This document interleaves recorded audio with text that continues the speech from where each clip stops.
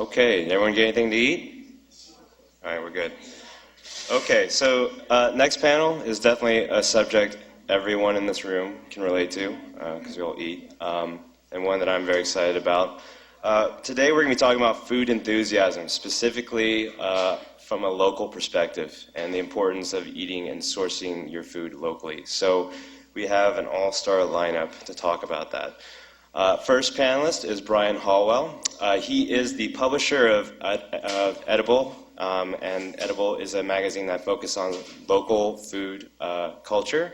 So he is the publisher of the Edible Brooklyn, Edible Manhattan, and editor of Edible East End, all of which are very relevant to this audience. Along with Brian, we're going to have Jane Goldman. Jane Goldman is a VP at CBS Interactive. She's actually the founder of Chow.com, which, as many of you know, is a real hub of food enthusiast culture. It's my preferred go-to for resourcing. So, and before that, Jane was the editor at Financial Times, I believe? The Industry Standard. So we are happy to have Jane here. And rounding out the panel, we have June Russell, who is the Inspector General. Yes, exactly. The Inspector General of the New York Greenmarkets, which I'm sure all of you have experience with. So these three are going to be talking about why it's important to get your food from very close by. So please welcome our food panelists.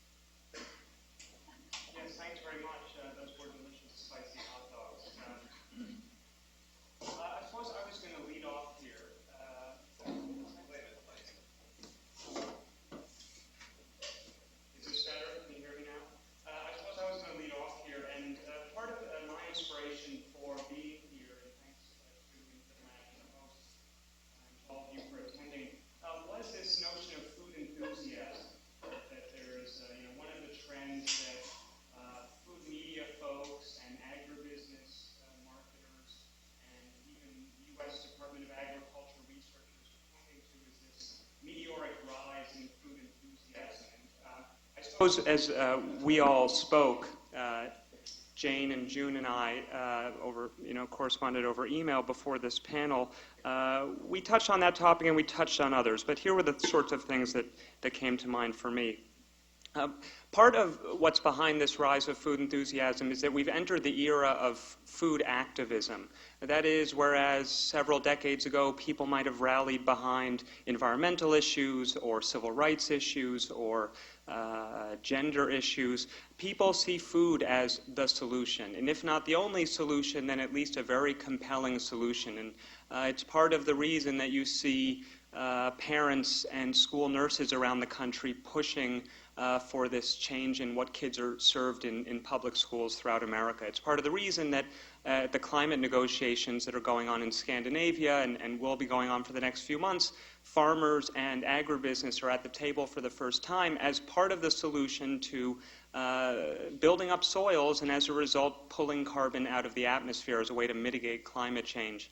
It's part of the reason that real estate developers in New York City now do things like put coffee shops and bakeries and spaces for underground dinner parties in their new construction, in their buildings, because they know that this will appeal to people.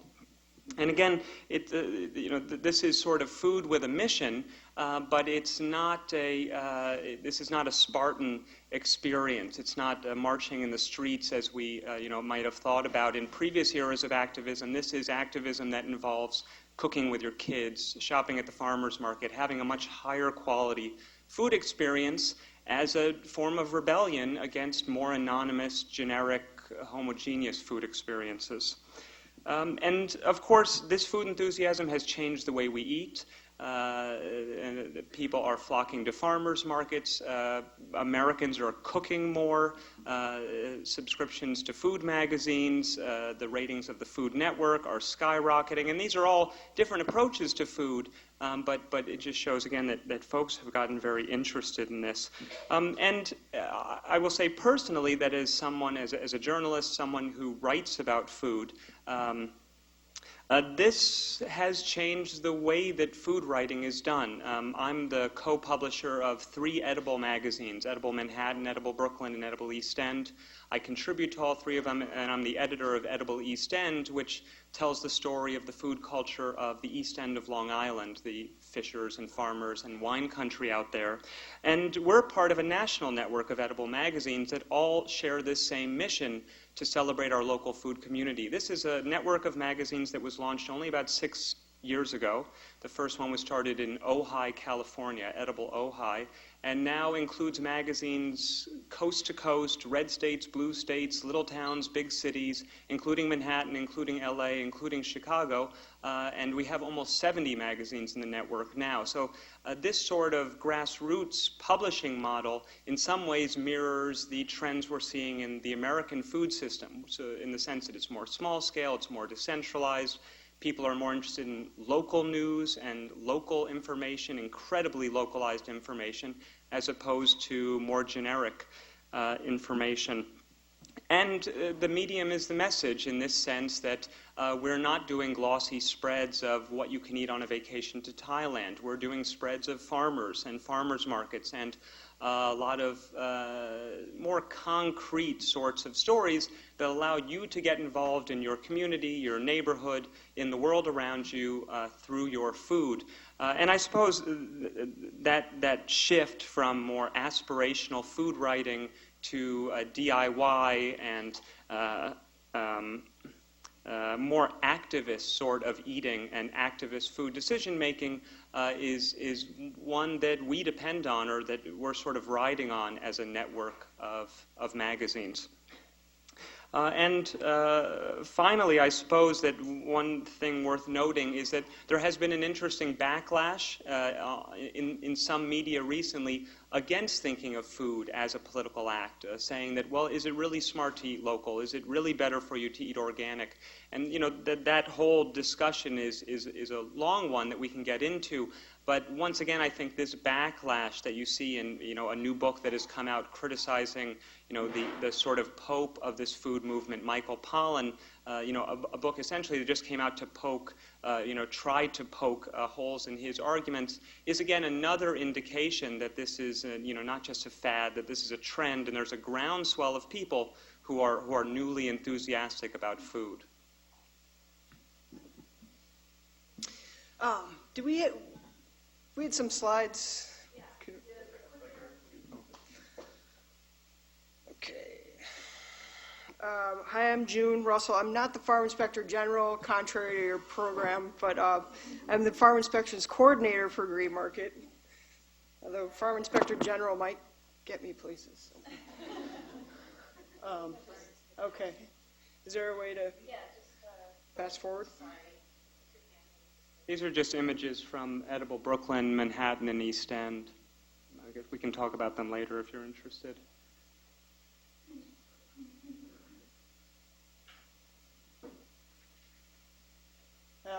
Wait a second.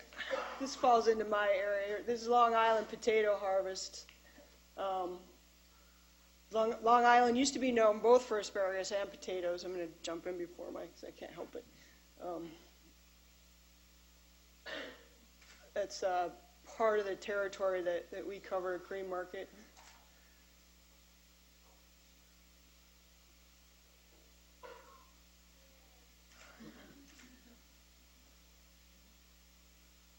Nice. Okay. So I work for Greenmarket. I've been with Greenmarket for about 6 years. My first 3 years, I managed markets, mostly the neighborhood markets. A lot of people know us when I say I work for Greenmarket, and they say, "Oh, is that Union Square? Do you do Union Square?" And I say, "Yes, we do Union Square." But we're about to have a 50th location this week, and starting in the Staten Island Mall. and we are in all 5 boroughs. The red apples signify markets where we accept EBT.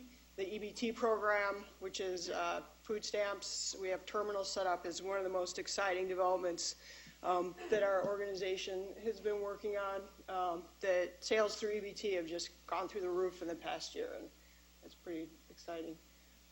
So I had managed, I think over the 3 years, maybe 9 different locations, ranging from the Bronx Yankee Stadium Market to the West Village on Abingdon. I had Borough Hall in Brooklyn, 97th Street, and all the markets are different, like different personalities, and very fascinating to hang out at and spend time in, and know the farmers, know the products that they're bringing in, and the communities that come to shop there.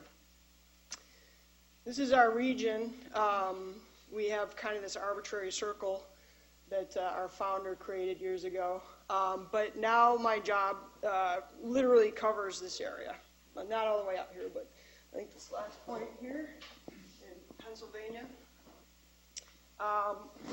So we have most of New Jersey. You can see most of our farmers come just upstate in the Hudson Valley, or Black Dirt, Orange County. We have fishers from Long Island, and a few urban farmers. And Finger Lakes up over here. And our farthest is sort of a grandfathered producer who produces maple syrup way up in Vermont. You can see way, way up in the corner up there. Which I went to their place last year, and they said I was the first inspector to come to their place in 30 years, and I couldn't believe that. I was like, I'm getting paid to come here and see what you do. On a good day, I have an amazing job. And on a bad day, I have to confront people on things that may or may not be true, and that can be tricky. But it's never about the food, so that's good. This is one of our markets at 175th Street on the west side. This is one of our most successful markets. This is Sergio Nolasco. We have a new farmer development program, which recruits mostly Latin American people who have agricultural experience and helps them get started. Sergio is kind of a superstar. He's being very successful and doing a great job. He now has a farm in New Jersey and has been able to move his family out there after working in restaurants for about 20 years. He's doing great. This was at Yankee Stadium in the Bronx, my favorite market. That's hard to tell. 97th is another one. This is just part of the great contrast of being at markets. You've got this amazing produce here, and the subway's torn up right next to you. We are basically a management organization. We create the space for farmers to come in and sell direct to consumers, and that's the core of what we do, is that we have to provide that space for them. The consumer can come and choose their produce, learn more, meet their farmer, go to cooking demos. But when I was managing markets and people asked me what I did, I would say, my biggest job is to make sure farmers have parking. And this is just one of the layers of being at market that's kind of fascinating to me. This is a pretty rare delicacy. It's the mold that develops on corn stalks. You won't see this at all the markets. I think this was out of Jackson Heights. And there's the son of the farmer behind there. This is 3 generations of family. This was the maple syrup producer in Vermont that I had just mentioned. I was so excited to show me. This is a big sap tank and his vacuum system for pulling sap. This is another beautiful market. One of our best kept secrets is Dag Hammarskjöld Wednesday market. A wonderful lineup of producers there in a really nice setting.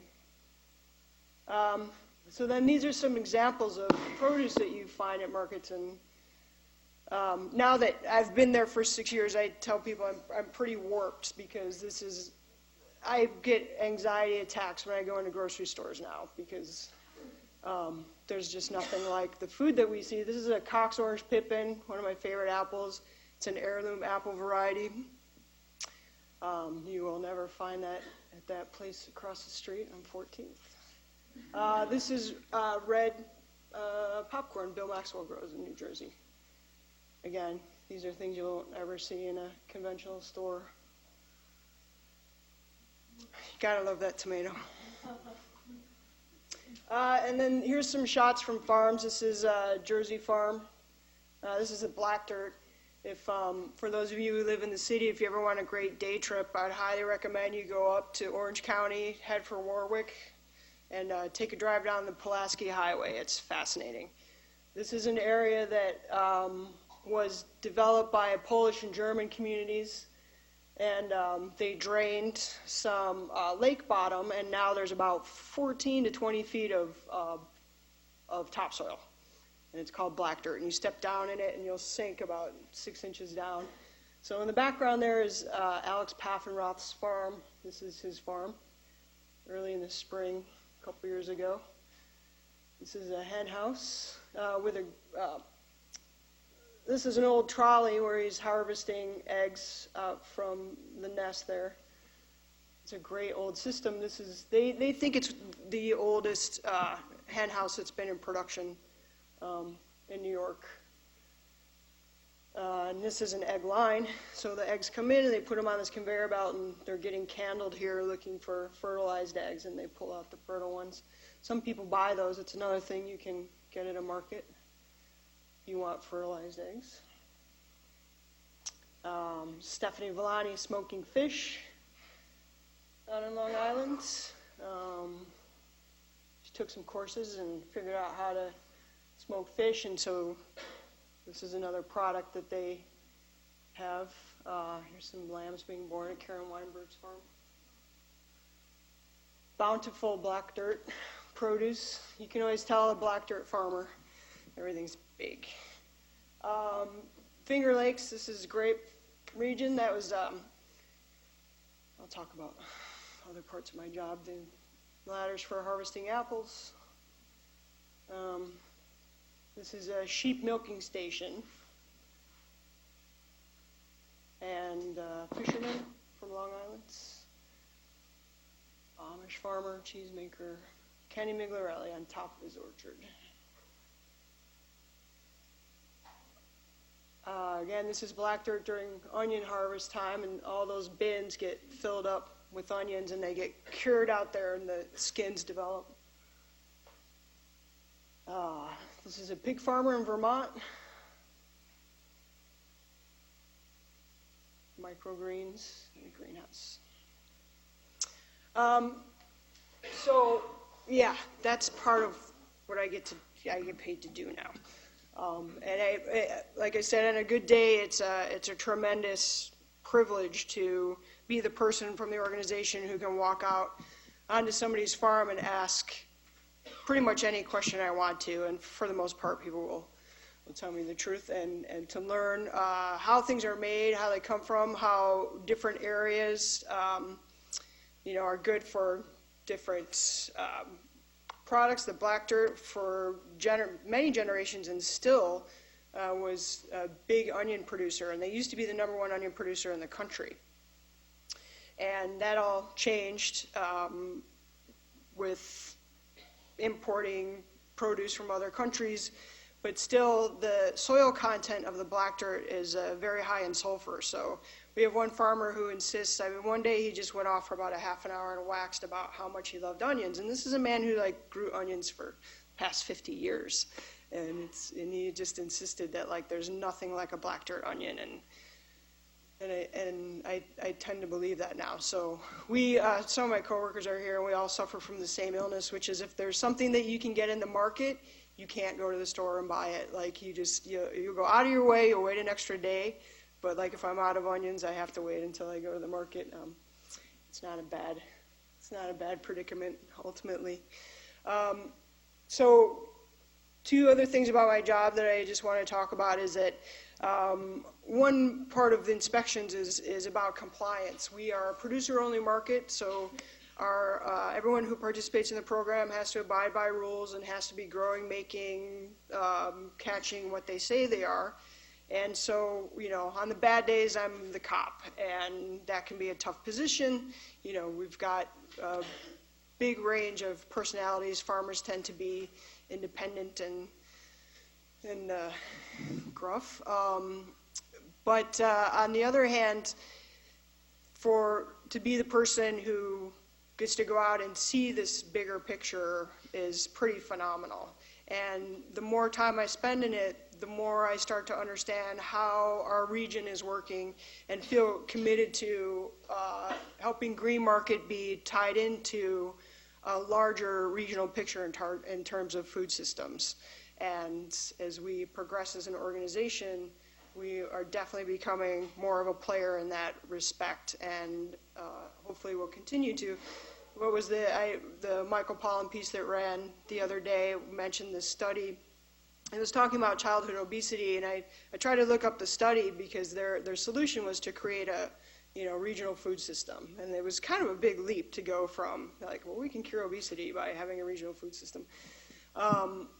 So I just saw the PowerPoint of it. I don't know how exactly they got there, and in some respects I understand, but it's definitely on a lot of conversations on a larger policy level to decentralize the food system.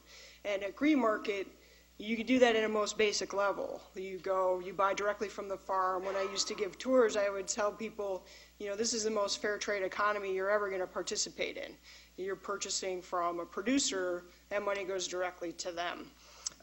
But that's only going to get us so far, I think. We do have to look at a bigger picture, and we've lost the middle ground. It's either direct or you're going into big agribusiness. So there's a tremendous amount of work to do to sort of recreate some of the systems that we had 100 years ago, but we don't have anymore, and we've lost a lot of the knowledge base. But to tie in with part of today's theme is that there is a tremendous amount of enthusiasm, and that's going to go a long way towards really recreating that. And anyway.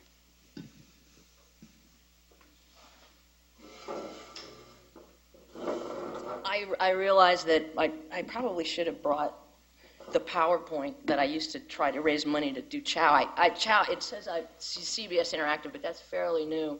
I started chow in my apartment, my one-bedroom apartment, and people were helping me would come into my one-bedroom apartment. And, that went on for a couple of years. The reason that I was interested in doing it was, and this is part of the PowerPoint that I used to show to potential investors, all the food media looked the same. I would show a picture from Gourmet or from Bon Appetit or from any of the media that was around at the time, and they all looked exactly the same.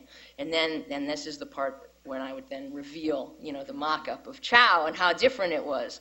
I didn't bring any of that, but the reason that chow exists is because I love food and the experience of food, and I was not getting that from the media that I saw around me. I wasn't getting it from the sort of domestic publications or the sort of everyman populist Food Network stuff or this kind of hoity-toity Gourmet or Savour was good, but it was a bit specialized. I thought, this is a great subject. My friends and I are very interested. It's true. This was back in 2000 or 2002, because I was editor of the Industry Standard. It was a .com magazine. It folded, obviously, and we were all figuring out what to do. And I thought this would be a really fun thing to do. As it turns out, it is. And I am really a popularizer. Unlike these guys, certainly June is doing amazing work, really on the ground, literally, with these folks. If you go to chow, it's all about having fun with it. And I don't mean, creating some fun environment. I mean that food is fun. And it's fun right now we have pieces on the site, how to start your own dive bar, which is a great, make sure you open at 6 a.m. is one of the rules. how to make your own sausage, which it's just actually really easy and really fun. How to make your own sauerkraut. It's the popularization of this kinds of things that Brian and June were talking about, which is that people want to get back to a closer relationship with their food, and all of a sudden they're aware of it. Until I started this, I didn't realize a colleague who was around at the time said, I remember, she said, when sun-dried tomatoes came to New York. I thought, what? Really? No. In 1921, I had no idea. But it turns out, it was the 80s when Dean and DeLuca brought in sun-dried tomatoes from Italy, and it was a big sensation, and it was a big fad. That was after the sort of somewhat ascetic back to the farm 60s. Then there was the kind of worldly 70s. The exotic 80s with a silver palette. The 90s came in and it was all about spending money. And now we're into a sort of DIY. It's a combination of all those things with all the awareness that these guys were talking about. The slides that I brought, maybe I wanted, okay. That's a cupcake. That's actually a cupcake from Chow. And these are candy apples from Chow. And I guess I might as well tell you, all our photographs are taken by one guy. And it's food that we make in our kitchen. And I'll go back to that. These are from other media. And it's interesting because it's all food, it'll all look delicious, but there's a story that the images are going to be telling. There's different ways to approach food. There's a very, the high-end food as art kind of idea. This is from Gourmet uses this really cold palette so that it's like this food as, not living art, but rather food is almost like pieces of marble, fine art. It's funny, the guy that shoots photographs threw in a lot of his own photographs. This is a style that you'll see everywhere. It's selective focus. It's way people take amateur pictures of food, focus on one little bitty thing, and it turns the whole thing into a piece of art the way it's much like movie stars in the 30s used to be shot. It turns everything beautiful. There's also, you probably heard of people talking about food porn. I think what they mean by that is it's not a word I think you should just, there actually is a style of food. It's very close, it's very gooey. This is, the funny thing is I can't tell. I was going to say this is back from the 60s, I think. That's Moosewood. Moosewood, yes, okay. And if we see if we can go ahead. No, I don't have it. Alice Waters is this sort of reincarnation of Alice Waters' new cookbook, or The Art of Simple Food. Line drawings, which communicate. I think they're almost like Audubon drawings. It's like naturalists, the naturalist approach. Oddly, I think this is supposedly a highly recreatable dish from a cookbook. Never. There's the graphic design way of producing it, which make food as sort of visual design. This is Martha, who is amazing. Brought her own palette, her own pastel palette to the thing, and brought a sort of the aspiration of way of life. When the city magazines and the men's magazines started getting into food, they started using fashion photographers. A lot of Japanese photographers are really good at this. I love this. And this is actually from an old, this is the way food used to be depicted. This is from an old Time Life book. Ingredients, it's the approach of a lot of folks like Jamie Oliver, very ingredient heavy. The Savour, and the sort of, it's the National Geographic kind of food as tourism.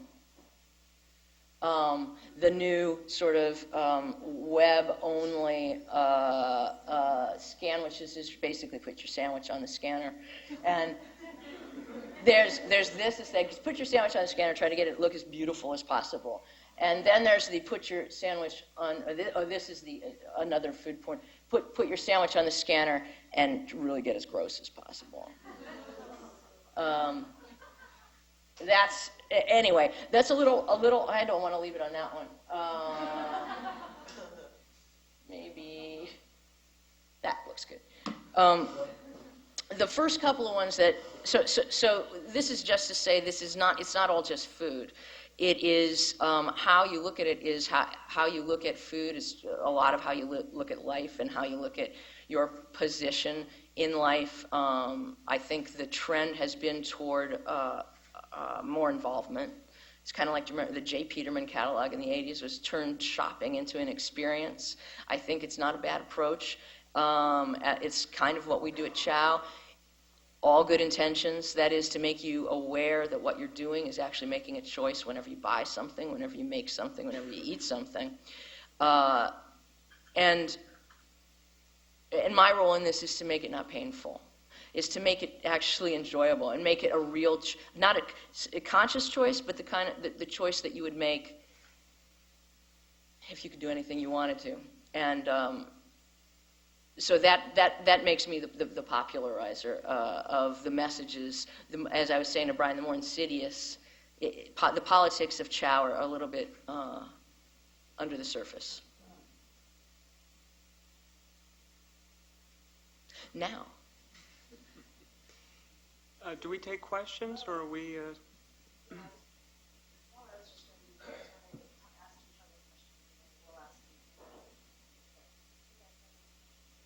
I have a question for June. How do you suppose your job has changed over, you've now been there for, what did you say, how many years? Well, I've been with the organization for 6, and I've been in this position for 2.5, coming up on 3. How do you see the organization changing over, what do you see the trends? Wow, we had a big leadership change a few years ago, and I think that we have a new generation, a generation that is definitely tied into, whatever this is that's happening in terms of a food movement and eating local. We still have, and Bob Lewis was one of the founders at Greenmarket back with Barry Benepe in 1976.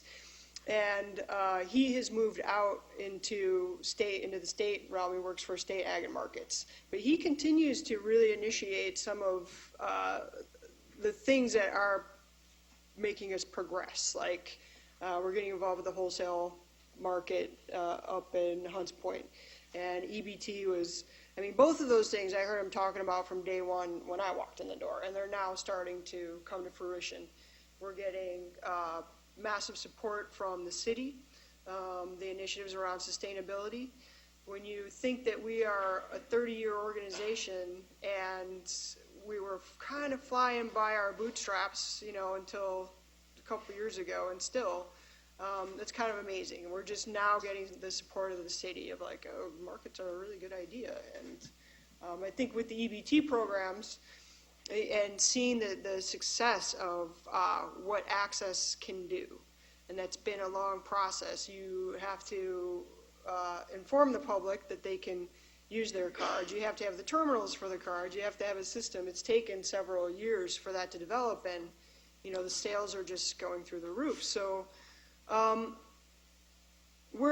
then we have, of course, Union Square, where on a Wednesday morning, you can't turn around without running into a chef, so there's the whole range, and I think that we're actually stepping up as an organization to embrace that whole range, and then in my job as well to take that to another level, which is out into the region and what's happening.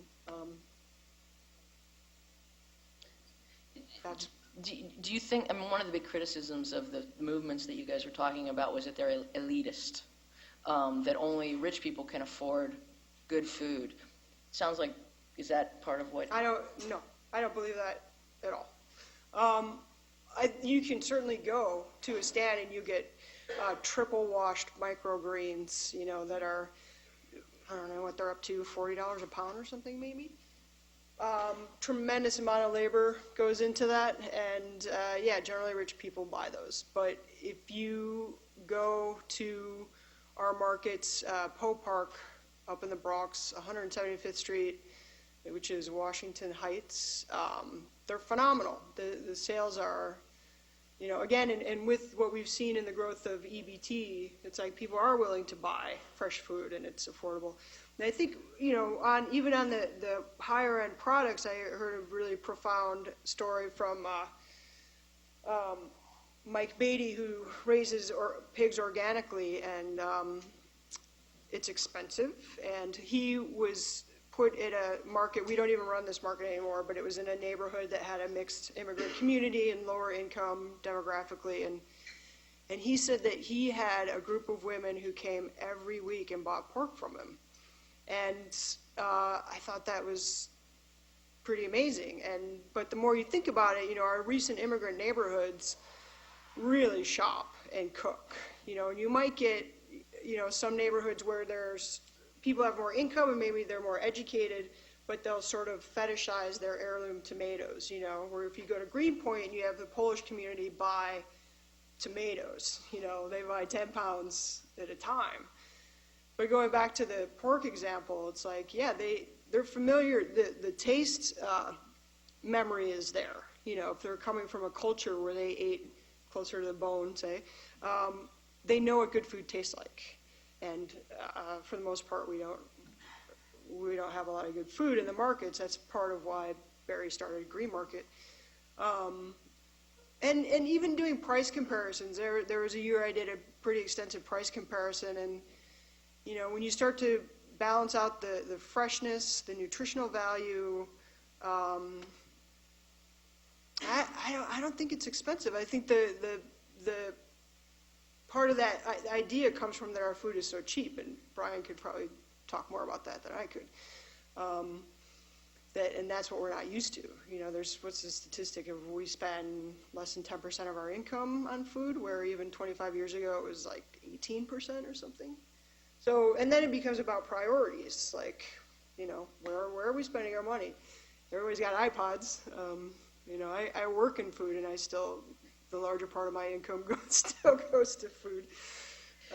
Yeah, I mean, I think part of the answer is that, you know, there's smart economical shopping and there's not smart economical shopping. I mean, a sort of a frozen organic turkey dinner that you buy at Whole Foods or Walmart, for that matter, is going to be very expensive. You know, people are willing to buy a bag of potato chips, which may not even have a whole potato in it, but they won't pay, you know, a little extra for raw organic potatoes, which has a lot more nutritional value. So part of it, as you know, June's saying, is educational, but you know, there's also a much bigger realm of reasons, political and otherwise, why it is sometimes cheaper to eat bad. But I mean, I think, you know, it's not so much that eating this way is elitist.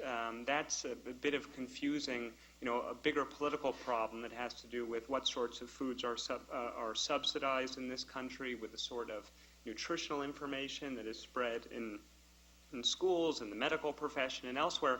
It's sort of confusing that with the aspiration of the local food movement or the farmers market movement, which is really to sort of serve people's needs. And if you look at a lot of poorer communities in this city or in other cities, often the only option for a good food is a farmer's market or is a food co-op, because the supermarket chain is not interested in setting up there in the first place. So I think it's a bit of an unfair criticism, but we all need to be smarter shoppers. I mean, now where I live right now, tomatoes are the cheapest they're ever going to be. It's the sort of back-end height of the season, and they're also very good. And so if I'm interested in eating tomatoes mostly during tomato season, eating seasonally, it's actually going to be much cheaper for me to do that than to have been buying tomatoes in May and June when the farm stands where we are bring them in from elsewhere because people are interested in them, but the price is much higher. So, I mean, I think the reason to be excited about this is because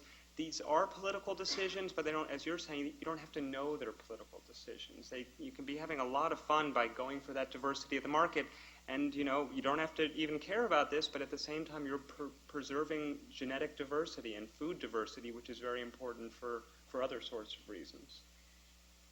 What about, the edible is all around the country, and how can you possibly, local is a big thing for lots of reasons, for energy reasons, for health reasons, for the economy and small farmers. So how do you eat local when you're in the middle of nowhere and it's winter and nobody's growing anything?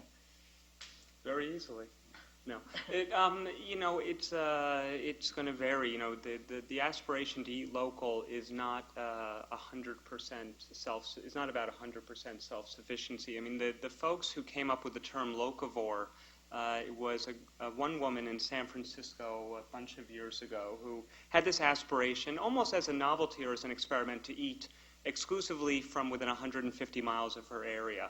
And she sparked this sort of cascade, that this viral experiment that went around the country, and people from Vermont to the Midwest to British Columbia to Japan were saying, I'm going to do the same thing, this locavore challenge. It was a bit of as I said, it was a novelty, and I think it was as much to make a point about than anything else. The notion of eating local is not about 100% self-sufficiency.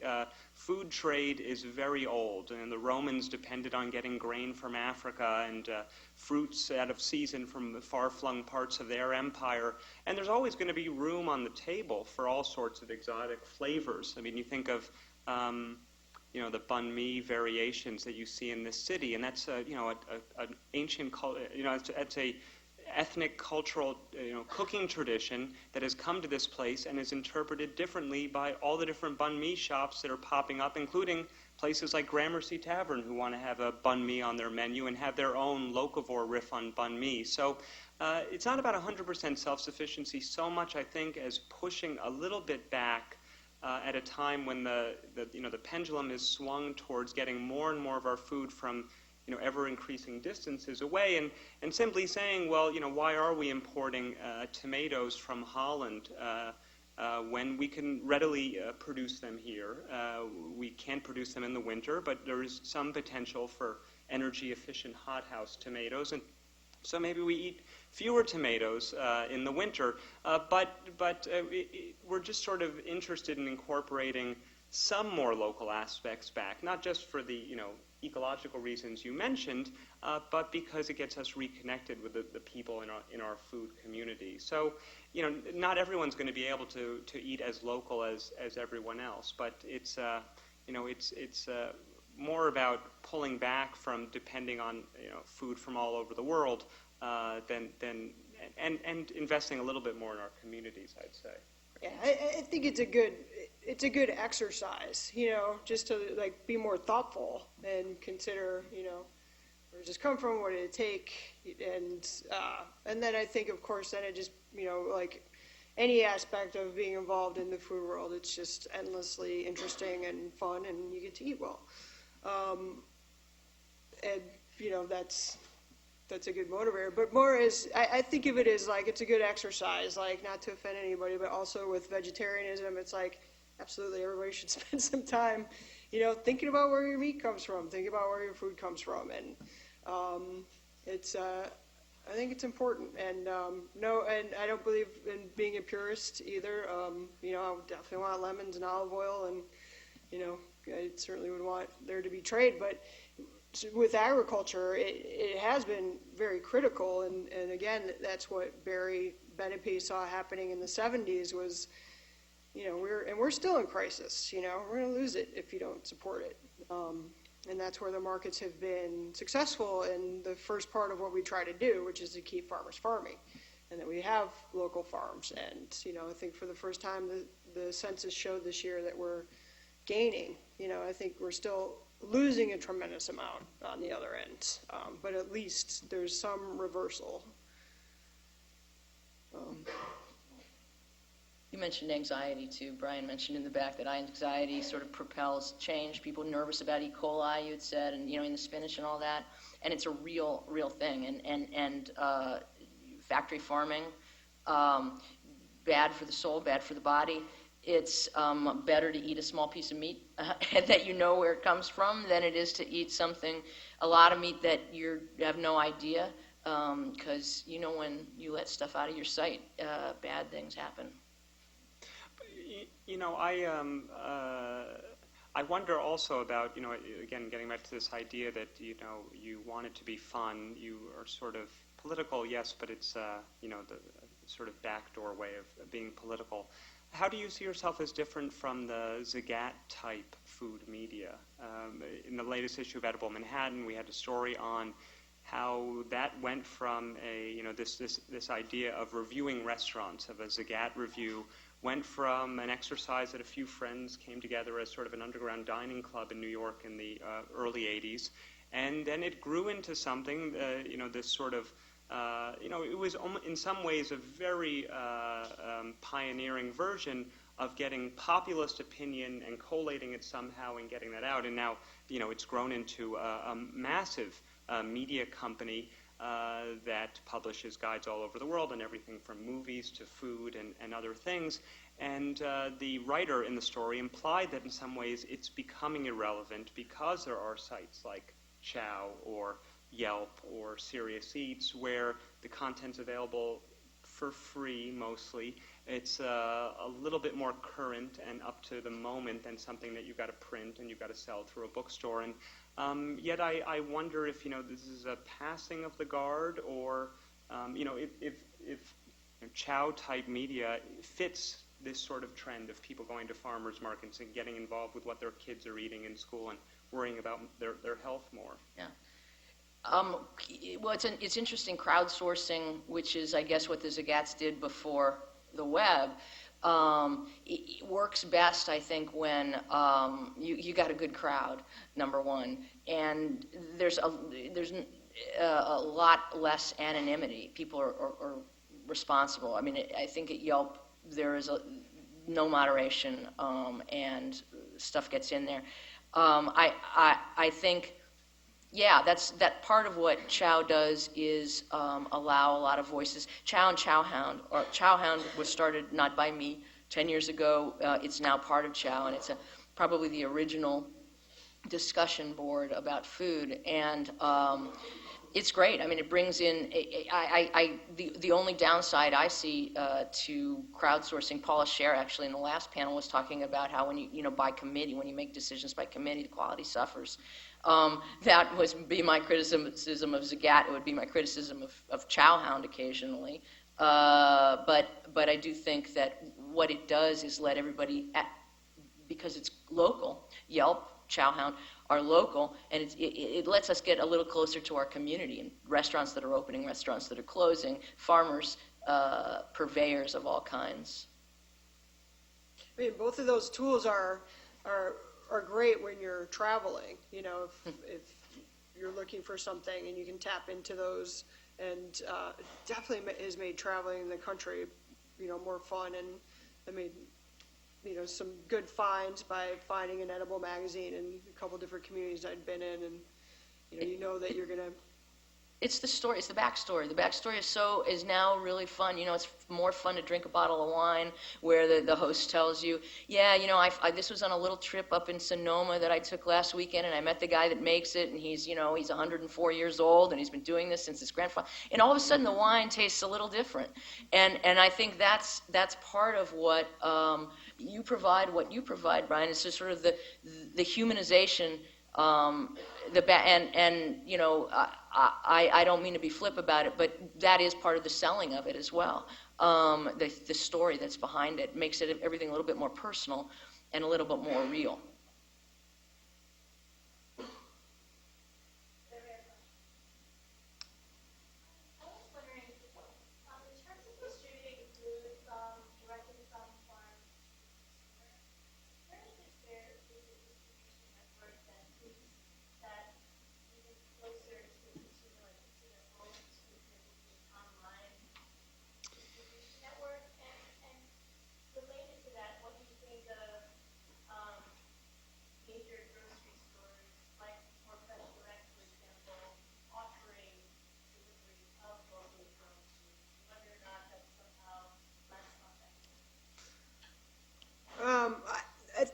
There was, I don't remember the name of it, but I know that there was a service that was delivering from a CSA a couple years ago. I don't know if they're still around. As far as distribution, this is a little bit of the decentralizing infrastructure that we have to rebuild, and some initiatives are happening.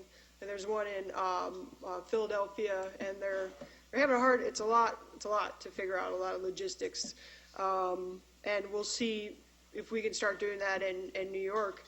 As far as home delivery, not for it really. I think that. Boy, I had to receive a fresh direct order for a friend of mine recently, and it felt like a very bizarre experience to unpack produce where everything was individually wrapped and bubble wrapped and boxes, and there was so much waste, and then you've got this idling truck outside. And yeah, it's just counter to everything we're trying to do, pretty much. And the markets,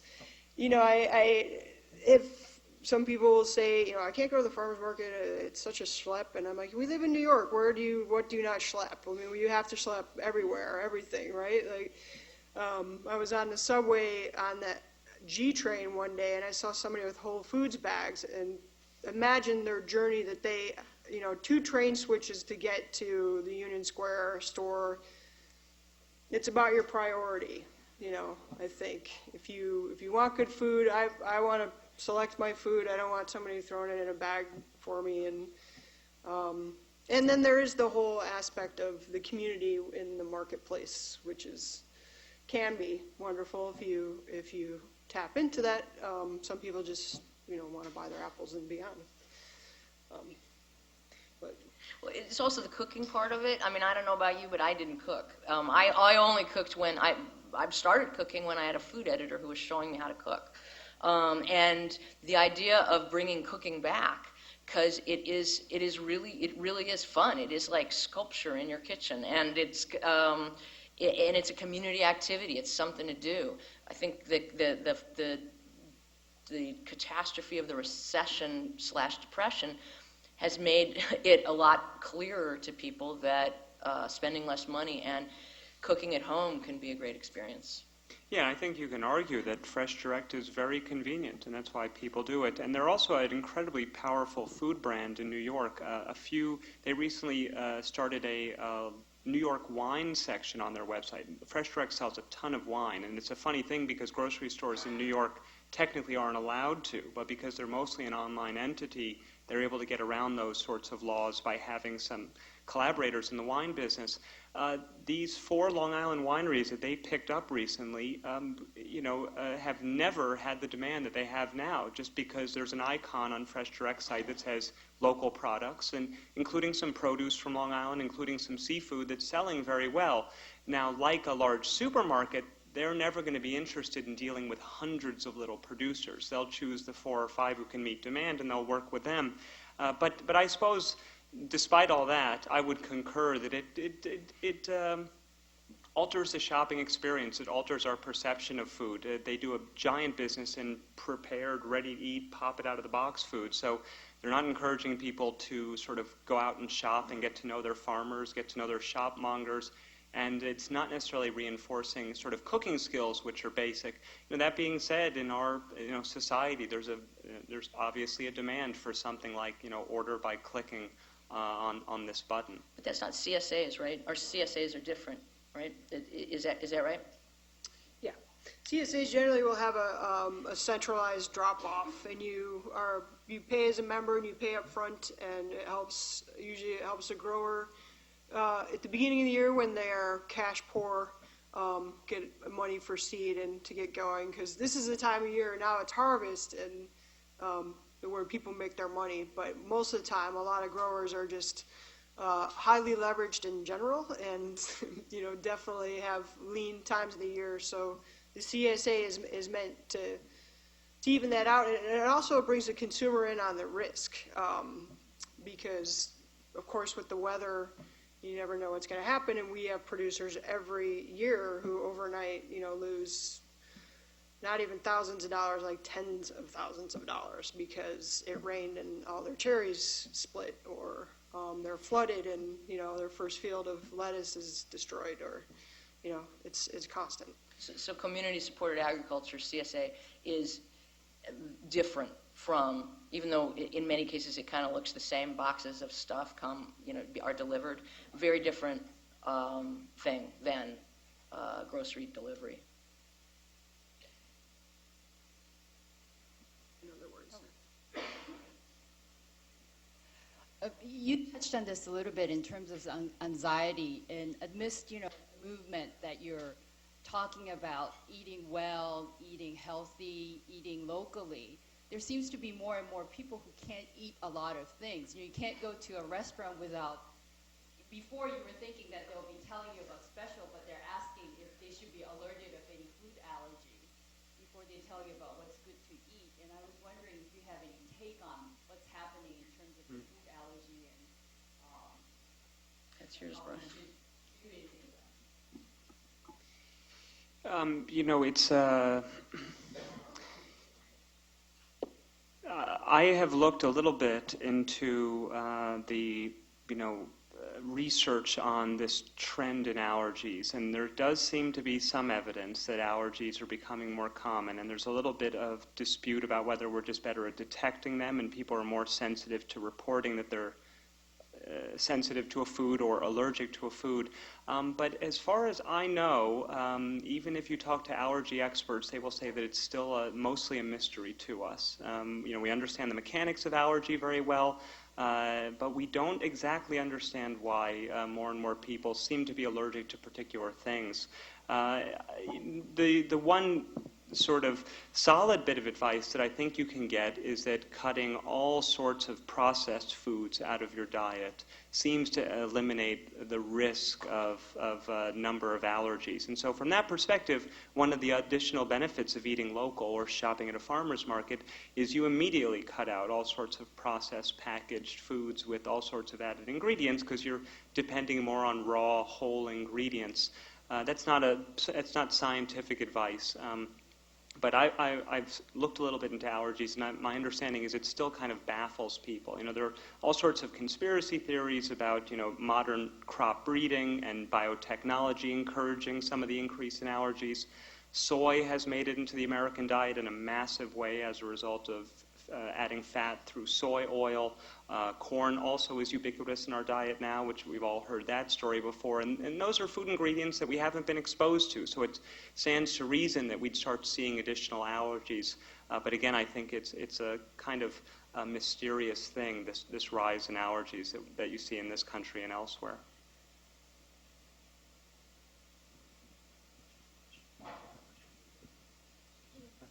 In the back. Okay. They were looking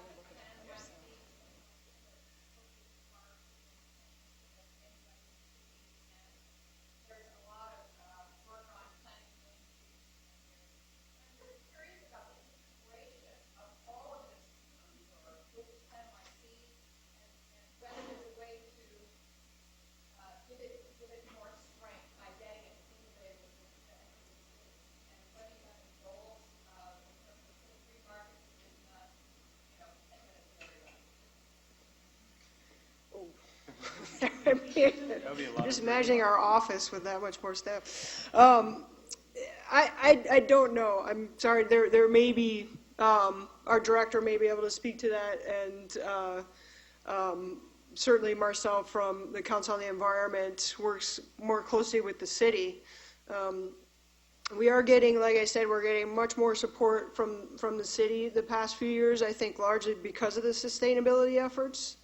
And generally when we go to open new markets, there has to be a lot of support from a community. We get a number of calls where people say, I want a green market in my neighborhood, but it takes a while to make sure that support is there, because it's a lot for farmers to come in and take a risk and try to build a market.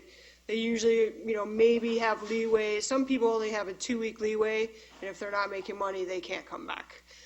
So a community, we usually try to work with a community board, get publicity happening beforehand. You generally have to build enthusiasm, and customers have to show up. I'm a little overwhelmed to imagine what that would look like.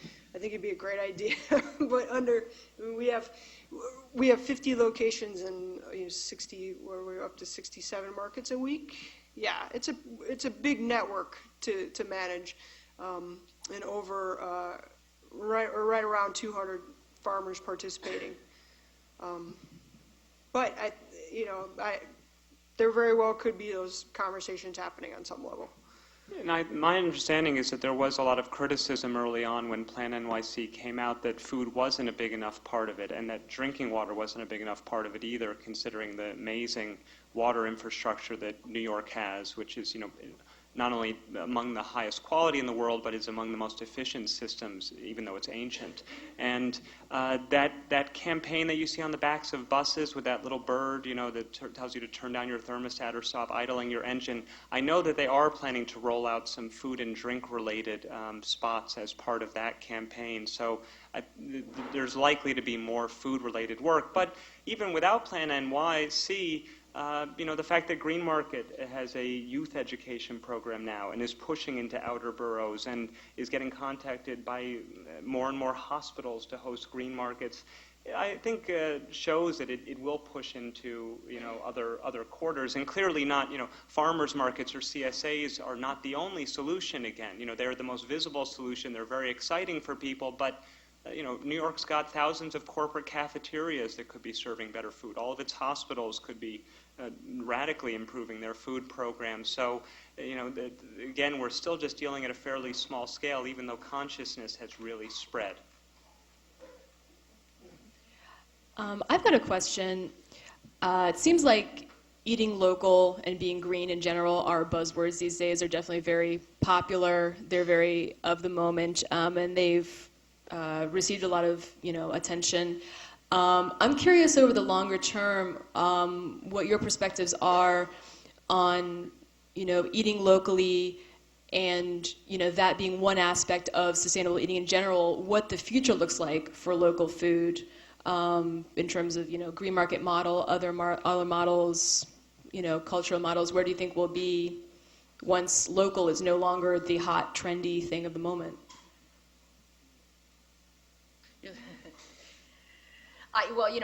It's an easy answer, but the synthesis of these things and the infiltration of them into the consciousness of people who aren't really aware of any of that stuff right now. There's a long way to go. It is trendy, and people know the words locavore. They know the organic, and they even know that at this point that organic is not as meaningful a term as it might be. But I think what happens next is that it becomes part of our lives, and it's no longer discussed. One of the things that I think is important is to say that when you're going out, when you're traveling, or when you're visiting your relatives in the Midwest, you'll notice more of a consciousness of all those things. I think we're going to find out, it's like Brian said, that local is maybe there's balances, it's trade-offs, and local maybe isn't the answer. So I think it's the highly unsatisfying answer for me is that it's a synthesis of everything we've learned so far.